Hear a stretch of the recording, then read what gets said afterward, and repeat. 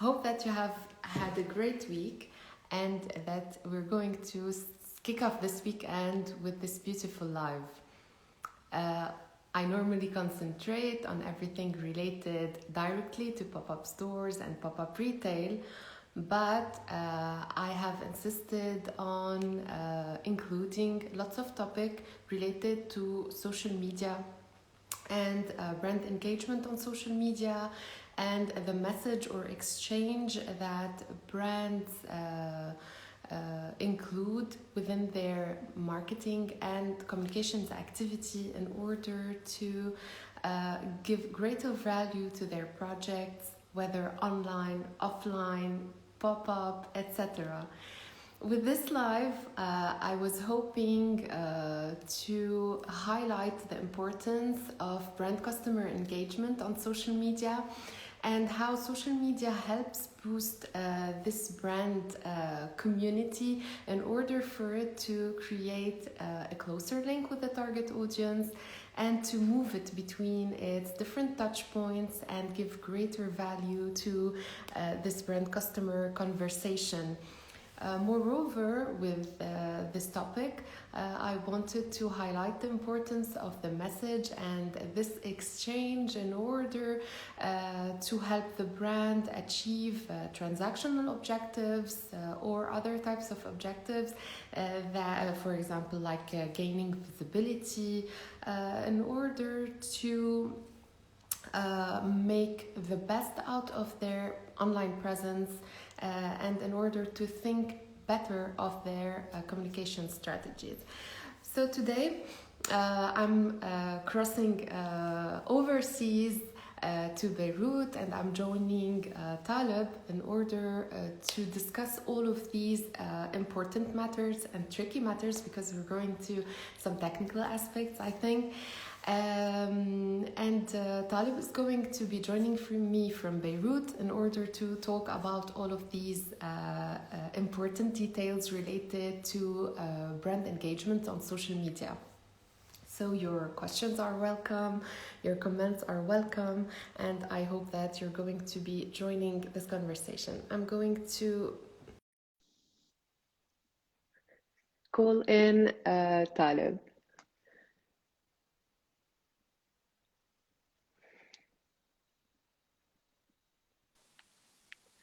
Hi there. Hi, Talib.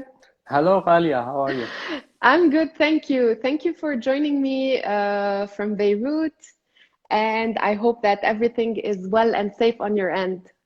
Well, actually, I'm not in Beirut. I'm in Leicester in the UK, actually. So, Okay, so Leicester in the UK. yeah, Anyway, we're crossing borders, which is really good. right, right. You're in France, right? I'm in France. Yeah. So, Taleb, I did a small micro introduction about today's topic. However, I would start with taking the time to get to know you, who you are, your specialties, etc., before hitting the core of this conversation. Amazing. Okay, so as you know, my name is Taleb Kabbara. I'm a digital marketer or a digital marketing consultant, however you want to put it. Um, Sometimes I use the word consultant because I do consulting when it comes to everything digital marketing. And I use digital marketer when I work as a digital marketer for clients. So I do consulting and I do outsourcing and I also do training. So I have done numerous trainings, whether for working professionals or teaching at a college or university level. My experience spans four regions actually: Lebanon, UAE, Saudi Arabia, and recently the UK for the past 7 months. I worked for an agency and I worked on the client side. I worked for big brands and I worked for very, very tiny small businesses like entrepreneurs and freelancers. Mm-hmm. And why this interest in digital marketing? I mean, sometimes people confuse the term, maybe think of it as a very generic term. However, there are lots of specific details that come with that title. Well, actually, first of all, it started when I started my MBA degree in 2006, and I was really happy with marketing theory and marketing principles. Back then, it was the 4 Ps only, so now it's gone up to 10 Ps, I guess. Um, so marketing theory kind of just laid out the way for me to develop this interest in this field. And then in 2007, around 2007, when I joined Facebook, um, I started seeing that there is a platform actually for everyone to broadcast anything. And I was quiet at first, and that's how I am. I am a very quiet person actually, but with time, after 2, 3 years, I realized that brands have started um, getting into the game of Facebook and other social media platforms and started promoting their services, their products, and everything. And I I rarely engage with brands because I'm not a shopaholic, first of all, and I don't go out much. But um, I started remembering or recalling what's happening in marketing theory back in class, where of what I learned actually, and trying to understand if real life is similar to what you read in books. And turns out that on digital platforms, it's a little bit slightly different. And then I used to spend like tons of hours online on social media, especially Facebook. And then a friend of mine called me up and said, "Hey, we have a new position for a social media manager or expert, and we want you to work with us. Would you like to work with us?" And I said, "Look, my experience is not in social media, and I'm totally a hobbyist or an amateur in social media. I only use it for personal uses. I'm not someone who broadcasts anything." Back then, there was no videos much. It Mm-hmm. was like a It very was much basic. restricted. Yes. So I said, "Yeah, I might try my luck." And then he said, "Don't worry, you will undergo a very strict and rigorous interview process. And if you pass, then good luck. And then congrats, you take the job." So I went through a very long process of like 7 months of interviews, around also seven interviews. Um, and I made it. So I started working for as a social media expert or a manager for an agency in Dubai, Leonet, and then I was handling a very tough brand online, which is McDonald's. Um, I'm saying tough because the engagement on McDonald's is not a really happy thing to do because of the many social media crises that hit this brand in the region for many reasons. Like Mm-hmm. we had like 5 different categories actually. Yeah. So I started working with them and learning and upskilling until 4 or 5 years later, I decided to go as a solopreneur. I came back to Lebanon and I started working as a freelancer. And then I started also heavily investing in engagement online Mm-hmm. as a freelancer. When I used to work with McDonald's or Leo Burnett, I wasn't I wasn't doing any professional engagement Mm-hmm. on any platform. So I started talking about my story. How did I shift from the corporate world to the freelance world? And I started encouraging and driving everyone to learn how to engage online using digital marketing tools. And anyone can start their own business. It was really challenging and difficult for many people because my experience was different. I knew digital marketing and I also had a long work experience in Mm-hmm. terms of years. Mm-hmm. So I was a little bit more mature than anyone else in terms of work experience from in the corporate world and digital marketing in terms of skills. Yeah. Uh, so I found it really easy to engage online and do create content and talk about my story because I had so many stories to tell from my experience, previous clients. So I noticed that many people are still um, seeing it as a challenge, really, to engage online and do these professional personal branding, content creation, and lead generation, you know. And uh, I was helping many people, many freelancers to really kick off their business online, Yeah. and it worked for some, and for some it really did not And work. Talib, we need to highlight those two aspects between how to create content and engage on a personal level and on a brand level. And I really want your experience on the difference between those and the expectations of the person or the brand with regards to these types of projects. Because what you have said here is really important. I mean, what people can do, how can they do it, and the expectations of doing such thing and the return on such effort. So let's concentrate on these two aspects of the importance of engagement. First of all, on a personal branding level, and then we'll talk about the professional aspect related to brands. Well, if you may excuse me, can I start with brands? Because Yeah, it all started with of brands course. off in the offline world, or in other marketing channels or vehicles. So first of all, marketing was for the big companies, because if you can go on TV and do a TV commercial, you have to be a big brand, and you have to have a big marketing budget to afford, buying space on TV or radio, or Right. billboards, or outdoor print, or whatever.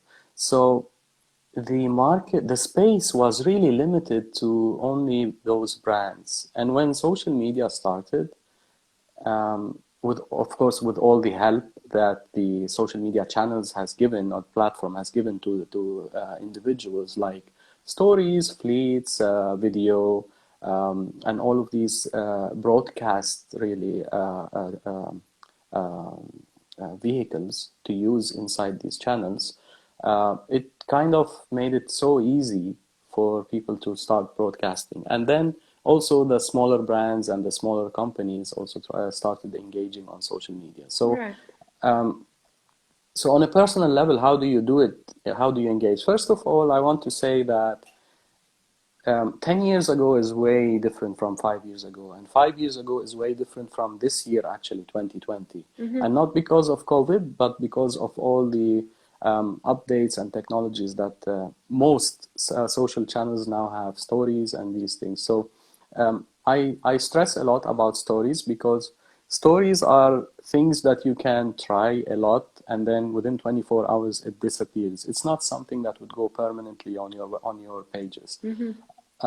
The difference, 10 years as opposed to 5 years, the past 5 years, is that 10 years ago, people who wanted to engage did not have the power, like the, not the power, the tools, the technologies to Or the use, possibilities. Yeah. or maybe the opportunity or the possibilities. Yeah. But 5 years ago, things really exploded on digital channels, and everyone now can master this, whether they are, let's say, if they are visual artists or designers, they can master their graphics, and now they're competing with brands. Whether they are video makers or video editors or videographers, and now they're also competing with big production houses. Some of them are starting their own production houses. Mm-hmm. So the difference mainly between individual personal branding and branding, which is the company, like companies and brands, is it's more human, it's more social. Now, 6, 7 years ago, there was many articles about brands humanizing their presence and being more social and more human. I think, from very personal opinion, and I'm sorry, I'm very opinionated recently. Um, I think humanizing your brand doesn't work. I'm really sorry. for Talib, everyone. when we Yep. talk about humanizing, is it representing it Yeah. in a physical form and getting it out there? I mean, with people aspects, Well, human both. related. Well, both actually.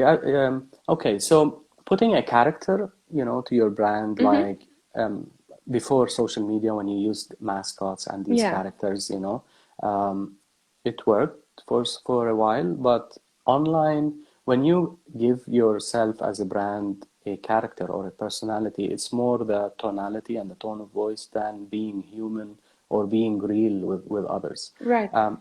As an entity, as like a company entity or a brand, it's a little bit hard for you to create this personal touch because most community managers or most social media managers are handling these big brands, and they are not, they might be the voice of the brand, but very structured and very strict, in terms of being the voice of the brand.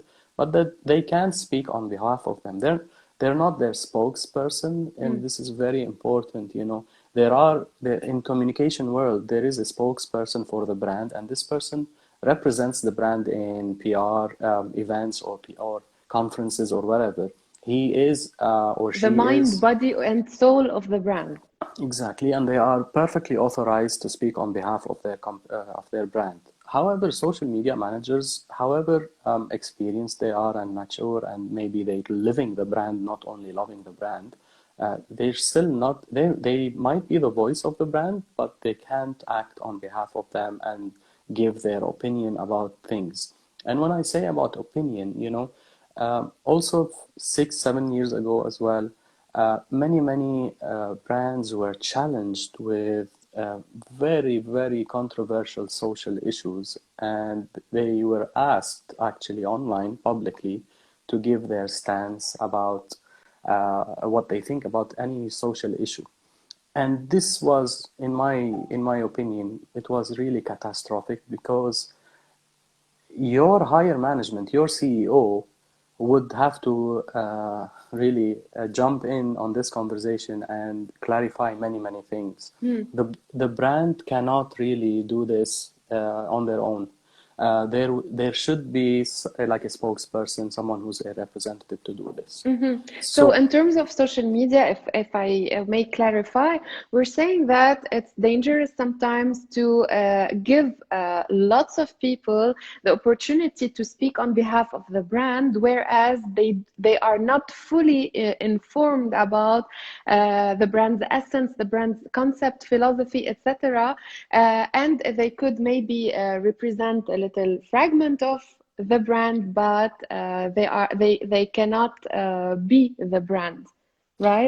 it's very difficult, and I'm not talking here about only age. Like I'm not saying if you are too young to act as the representative. You can be a 40-year-old who manages a brand online. It's not about age. It's not about experience. It's about the position itself does Yeah, not give you the authority to do these things. There yeah, are policies and guidelines for every brand, however small or big it is.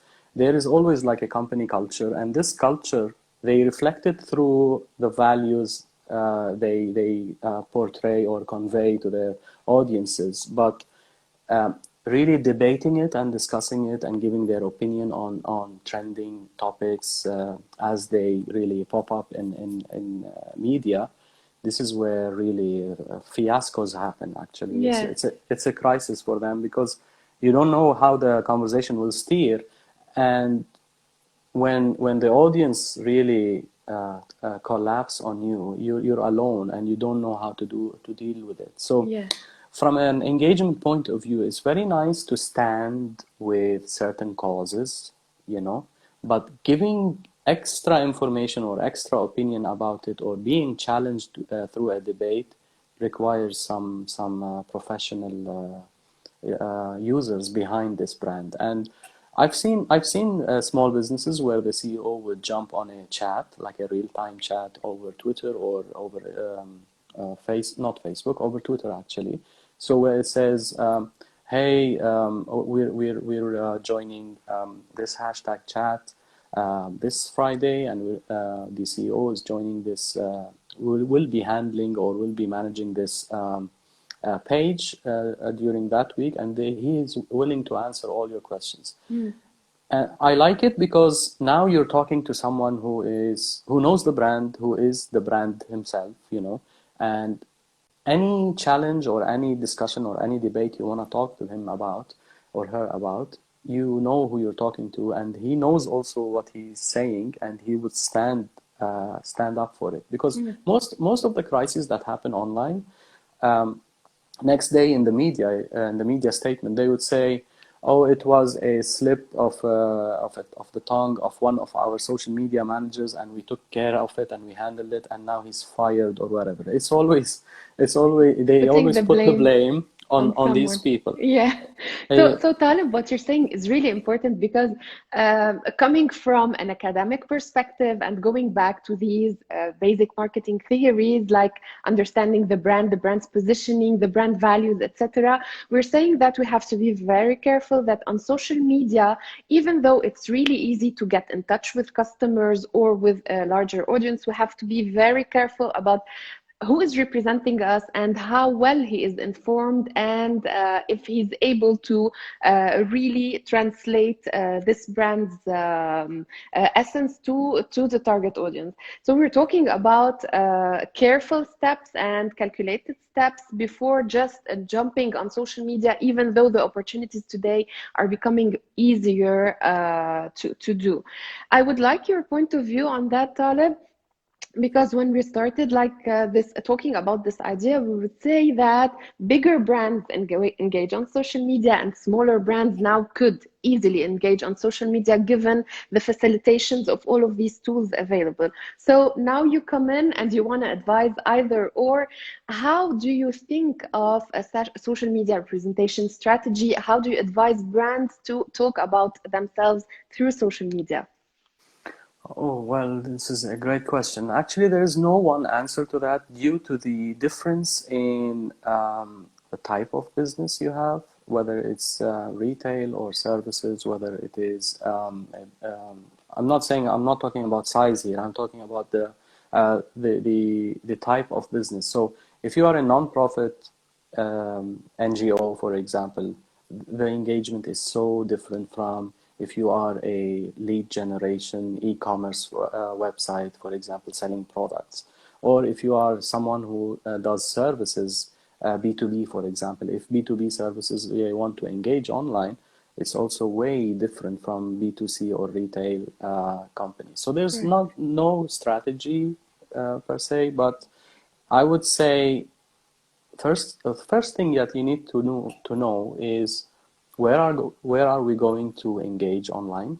What are the channels that we want to be present in, and who is the audience on each channel? Because most of the people who engage on different social media channels, the audiences, they treat each social media channel so differently. For example, if I am on YouTube, for example, I'm there to watch something really long, in terms of a video. I'm not going there to watch a 30-second video.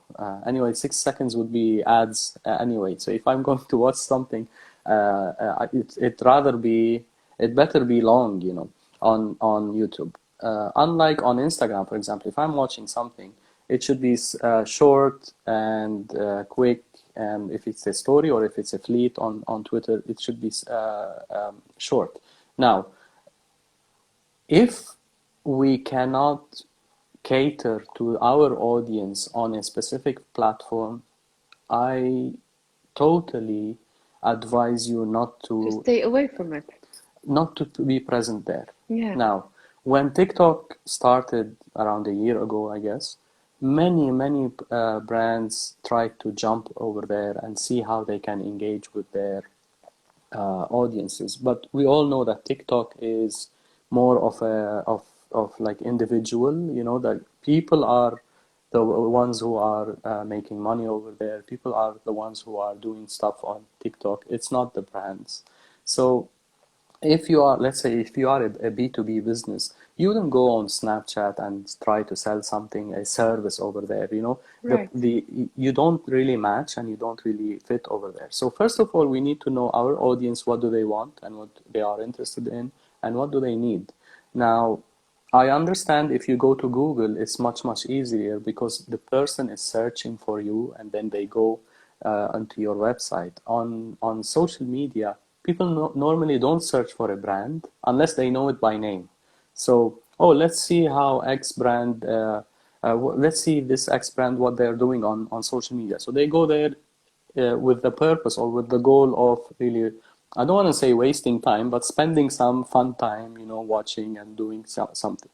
And if that brand or if that company is offering any product or any service, they might think of it or they might think, you know, yeah, maybe I will try your product or maybe I will try your service, but they're not there on social media for that specific purpose. This is why I guess the rise of individual presence of whether bloggers or entrepreneurs or influencers, you call them what you want, they're more personal. They can talk, they can give their opinion, they're very responsible of whatever they do. They don't hide behind the screen and they can express and they can build a fan base around them who are like-minded and who maybe share the same thoughts about them. So now social media is moving towards, you know, real engagement. This is the real engagement you want. I want to go on social media and talk to someone, a human, a real person. I want to listen to his thoughts, his opinions. If we share these, maybe I can engage and talk to them and build some relationship with these people. And everyone knows in marketing, it's very hard to buy something if there's no relationship or trust with the brand or with the person you are talking to. So social media is perfect for building your own fan base who share something in common with you and who build trust and relationship with you. You know, this is something that you can do really on Google search or Google Ads, for example. If I have an offer on Google on my website, not much of a relationship you can build. So someone is looking for to buy a book and then they see an ad 80% off for Black Friday or for Christmas. Click here. They click there, they go and buy the book and that's it. You know, some people might put a video saying, hey, we're so excited that you are here to buy this book and now we're offering it for 80% for a very limited time. Click here to buy and whatever. And then I'm so excited. That's all. Well, Yeah, what's the it's more of a one-way communications rather than this exchange, this bubbly exchange that happens elsewhere. exactly? So, for example, this conversation between us, I'm sure it's building relationship, whether between us or between you and your fans, or me and my fans, or the people who are watching this. So, I think later on there is something to share and to discuss about, especially if people disagree with you on a certain point or a Right. certain opinion. It's nice. It's like a healthy conversation, of course. There are always trolls everywhere, and there are always people who want to really bully you or cyberbully you. So we also have to cater for those. So most brands now are cyberbullied, if if I may say this, because it's not because they have something or a grudge against them or hold a grudge against them. It's because people are really bored with this robotic messaging, The cliche of the messaging. cliches, the very serious tone, and even if you try to act funny, and then you say, no, you're not funny because you're not a real person. We don't know who's there behind you. And then Yeah. some of them might also try to corner you with specific questions and try to play around. I've been there before 100 times with McDonald's, you know. I've had fans who really want to play around on social media. They don't really care about McDonald's and they don't really care about ordering anything, you know. So there are times where we really enjoy our time and there are times where we are really crushed and attacked on social media. So you have to be present, you have to be well prepared for those. Now, we were trained to deal with these things, and sometimes I improvise on what to do next because sometimes things cannot wait. And you know, like the bigger the brand and the bigger the company, the more the bureaucracy, and you need to go Up through all the levels to validate, yeah. Exactly. So you don't have time to escalate things that are happening in real time on social media. Speaking of real time, there are brands that can really play really well and much, much better than individuals, especially the brands who are well equipped with responsive or real-time engagement. For example, if we are watching something on TV or watching a big game or Olympics or World Cup or whatever, and something happened on TV, if you are a big brand, you can act or react very, very fast, you know. You can come up with a video, you can come up with a meme, you can come up with any joke and send it straight. It will really explode on social media because you are hitting the iron when it's really hot. So and you are in the process in the event, and when something is trending you have to be quick and you have to be well equipped with the tools and with the media to share. Now if you are an individual, if you're not a graphic designer or a visual person who can come up with nice photoshopped memes or videos or whatever, it's going to take you some time to come up with something that really would hit. So here Yeah. we're talking about some viral content that would blow up instantly in real time and then die out within 30 minutes or 1 hour or 2 hours. Right. Sometimes it lasts 24 hours for the next day. And Talib, about this content, the importance of creating content has been highlighted since the beginning of the conversation. However, I am keen to go through that idea with you and ask you about the creation of content about a brand, but through other people. So if I am brand X and I have engaged with an influencer or a blogger or whomever it is, how do I control the creation of content through that person's tongue? I mean, they are now responsible of creating something that belongs to me. So what about the idea of content creation in relationship to those big brands and the representation that they allow to give through smaller outlets, tools, or people? Well, first of all, when it comes to influencers outreach, I would choose, if I'm a brand who stands for, let's say, love or respect or whatever, let's say loyalty and whatever, I would go and search for influencers who speak about these things and who show and reflect this personality and character online. If I'm a sports brand and I'm really energetic and all about the adrenaline and everything, I would go and look for an influencer who shares this like-mindedness with the brand. Because if you try to speak to an influencer who doesn't really share the same values or share the same causes with you, it's not in line. It's not it's not in line with the brand's message and brand's tone of voice or tonality. So I'd rather start from reverse. I can give you an example. If we are an NGO who cares about, let's say,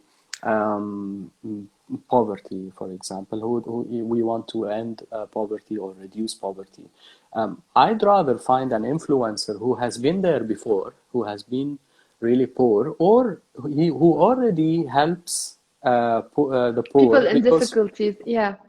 because this shows this speeds up the relationship and speeds up the way we can deal with these things. Because if I've never dealt with the less fortunate and I've never been poor in my whole life, I wouldn't understand the struggle. I wouldn't understand the tough situation or tough circumstances that these people are going through.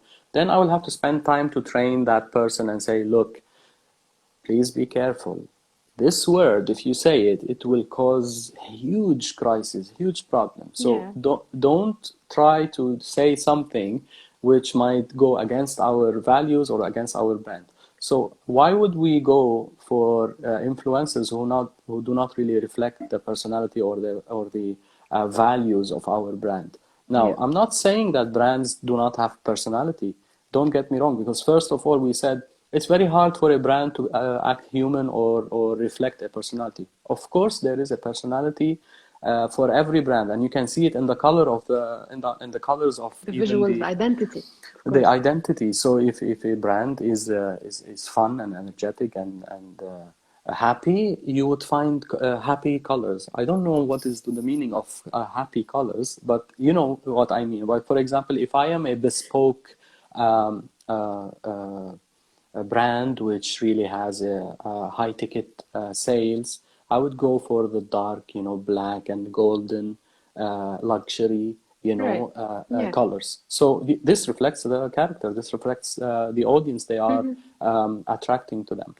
So when it comes to content, what do you share? Actually, we always follow the PIS model, which is the problem, insight, solution model. Insight can come in different forms like statistics or facts or something that you can see that you have evidence for. Problem is what your audience is struggling with or having problems with something or they are in need of something.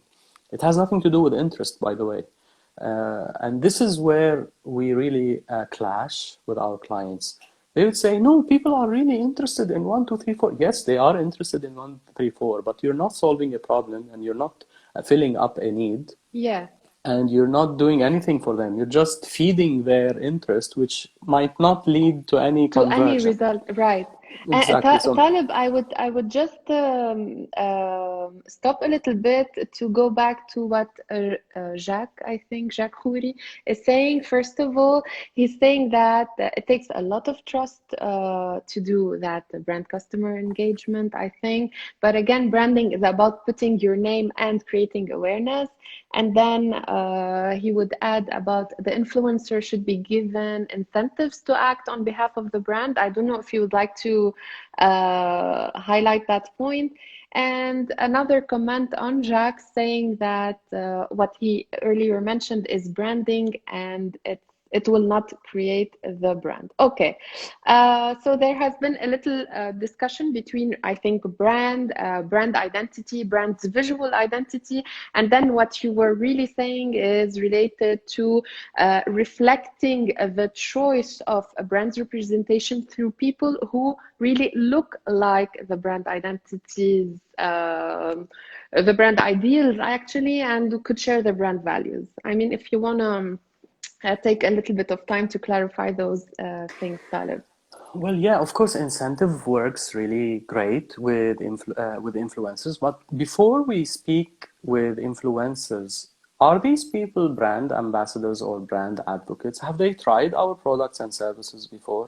Or we're just getting some influencer who has a huge fan base Following, yeah, and a huge following, and they don't really, they have never really tried our company products or our brand products or services. They have never spoken with us, and they have never tried something. I'd rather go for the smaller in terms of fan base, the people who are really brand advocates, and then I would nurture them and grow them to become our influencers or our brand ambassadors. This is more strategic, in my opinion, than working tactically with a huge influencer who has never tried our product. yeah. So I would incentivize the people who are really my fans are my brand advocates or brand ambassadors. Yes, those I would incentivize, but I wouldn't go and incentivize an influencer who next day works with another Yes, company and yes. all his page is he works for different companies, and one day he's talking lifestyle, next day he's talking nutrition and dietetics, and it's so all over the There is place, you no know. consistency with what he also is saying, right? Yeah, so when it comes to visuals, of course, and identity, yes, it's very important.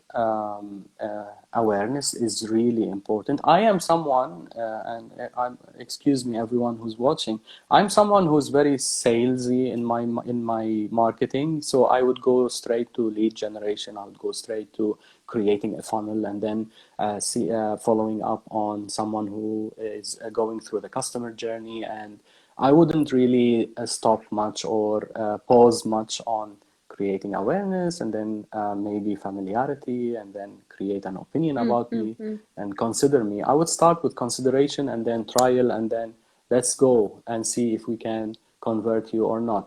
You go into more effective I result. don't get me wrong. I don't want to say it's more effective. I want to say that this is my game here, because the game of awareness and building this equity for the brand and building the familiarity around it and the fan base around it is more of the job of someone who's a branding specialist, or someone who works on building a brand's name and reputation and stuff like that. Right. I'm not into this. I'm more into, all right, there's a problem in the market, there's a problem in the industry. How do we solve it through a product or a solution or a service? Let's go and give trials, and let's show them a case study of how X company has done this and they have achieved these results. That's the challenge, that's the solution, and these are the results. I'm quick in this, and I see myself in this area. I can also work with people who are working on the branding, because branding is a long-term strategy. I'm more into tactical things, and because campaigns are very, very quick, you know, to execute and implement. So normally, if for example, Black Friday and Christmas, you wouldn't find any brand or any small company planning for Black Friday like 6 months ahead of time. What they do is they say, oh, next month is Black Friday. Let's go and talk to some expert and see what we can do on this. So we create a campaign, and then I ask them a question. What do you want to do after Black Friday and Christmas? Do you want to continue? I say, no, we have this short-term campaign. We're just like a peak, you know, like we have a spike. We're looking for this spike, and then we might call you later on, but that's what we are concerned about. We need conversions during Like this pulsing high types season. of campaigns. Yeah. So I see most of my work with these type of companies, because normally building a brand and working on a long-term strategies is, I'd rather work with an agency who looks exactly like me, you know. If I'm a big brand, or if I'm a company who's looking for awareness, I would work with an agency who does the market research, does the studies, and they go on and fix my brand and see how I might work with PR companies who might also represent me in different let's say PR vehicles, you know, like press releases and stuff like that build my equity. Or maybe I would work with a certain company that would enlist me somewhere, and they would feature me or endorse me somewhere. I might work with a blogger even, you know. So a blogger also is like a long-term blogger who would write really heavy blogs, 1,000 to the long-form blogs, we call them, about my brand and about my company. And they go through all this huge process. Like, for example, if I'm selling, let's say, pizza, okay,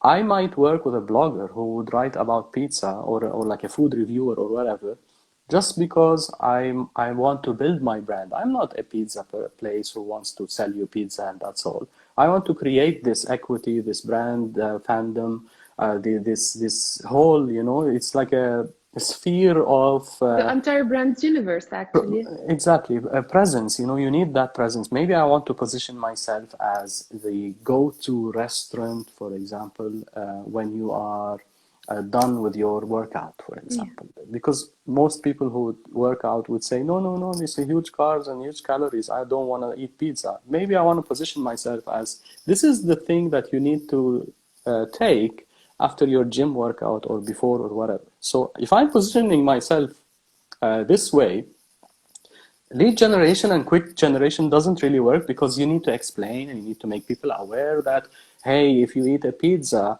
after your workout, you don't lose your workout, and then you have to do like 5 workouts until you compensate for the calories you've taken. So yeah, I might, for example, work with let's say a fitness instructor or a dietitian or a food blogger who would explain why my product or why my recipe does not really clash with your workouts in the gym or whatever. This, yeah, I would totally agree with the visuals and with everything, and then with the videos maybe. I might work with a video editor who would create a video saying like episodes, long webisodes, for example, saying day one at the gym, we want to prove to you, for example, within 30 days, if I eat every day pizza after workout, Would it hurt my workouts example, effectiveness or let's not? wait and see. Let's wait and Yeah, see. Day one, day seven, day 14, and then yeah. we follow the progress. Yes, I'm all for this type of content, but that's not my game. My game is for the lead generation and stuff like that. Yeah, yeah.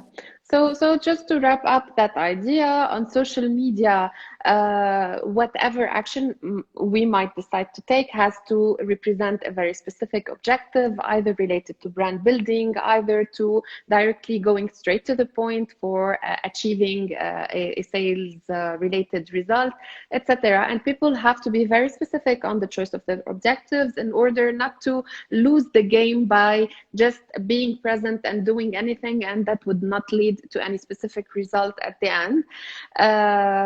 That's really, really important because, as you mentioned earlier, we had the tendency to see some brands just being present and doing many efforts, but finding themselves at the end with no results and saying, okay, but social media doesn't work for me. I mean, we have to clarify since the beginning of getting into that game that it is not doing it just for the sake of doing it. On social media, we have to do things in a calculated way in order to meet a specific result of objective. And that is in the case of brands, as we said. And I would like to take your opinion on how building personal brands also works in social media, because you do it greatly and you work a lot on that aspect on your LinkedIn specifically. Well, I work on my personal branding from a content perspective, but not from the aesthetics or visual part of it. That's because first of all, I'm not a designer. I'm not someone, and I don't work with a designer. Second of all, my personality is more of like a do-it-yourself, ad hoc, messy type of person. I'm not that well organized, and then I do my hair and I put every 2-3 months I have a new set of glasses, and then I dress well. I have seen many influencers on social media who really dress well and with the booty and the stuff like that. I'm not that type of person. Also, there are some people who might create like templates on there and have like a nice corporate, not corporate, a nice identity Are we talking on about the. me? It's good. It's good. I love it. Yeah, I hope one day I would reach this place, but I don't think I have the luxury and the time to do yeah, this. So yeah. I'd rather focus on my game, as I always say. So if I know about something, I would go and do it, and I would leave it to the others to do these stuff. Right. Everyone has their own game. Everyone can do. There's no. I know people who would go and talk about their, let's say, piercings and tattoos all over their body, and some people might. I know someone who's a copywriter here in the UK. He does all the parody, like he makes fun of all the clients he worked with, and he does all the parody, and he criticizes them and mocks them all the day, all day long. And still, he has a brand for himself. He found his voice. So when you talk to him, you say, "Why do you do that?" He said, "This is me. I found my voice. I spend half of my day, with clients, and in my head, inside, when I talk to a client, I'm saying." No, this is really, it doesn't work. This doesn't work. And you don't know anything about this, but okay, I have to do it because you're paying me and whatever. So he's saying, well, I cannot repress everything and push it inside of my body. And I have to like let it out somewhere. So he has created like a huge fan base around him. And now it has become his personal brand. Like I can't go and look at this person and say, oh, okay. This is you, yes, because that's who you are. He goes up in stories on fleets and whatever, and he talks like it's all parody. Yeah, But yeah. but he's a pro copywriter. He's a professional copywriter. I've seen his work. I worked with him before, and he's amazing. So there's no one. I always say there's no one rule for everything. It depends on who you are. If it goes in line with your personality, if you do something that you really are convinced about and you don't care about how others see you, go for it, because that's the best thing you can do. And stay true to who you are and what you Yeah. want to represent. That I think that is the most important thing. I mean, not looking at other people's success and saying that I want to do like them. And personal, the personal voice has to be reflected, and you have to go just and follow that truth. I think that is the main message, right? And you will find your audience. On top of that, Yeah, there is an audience for each and anything in this life. yeah, true. It looks like, the 7 billion people are really looking for what they really like, and there's always an audience. Like, I've seen many different brands and many different types of people online. The people I don't want to say, like, the people who are against certain human rights or against social rights, they still have their fans, they still have their audience. And how come you have an audience? How come you are still in business? And it just happens. The world is really divided. It's not, we don't live in one world.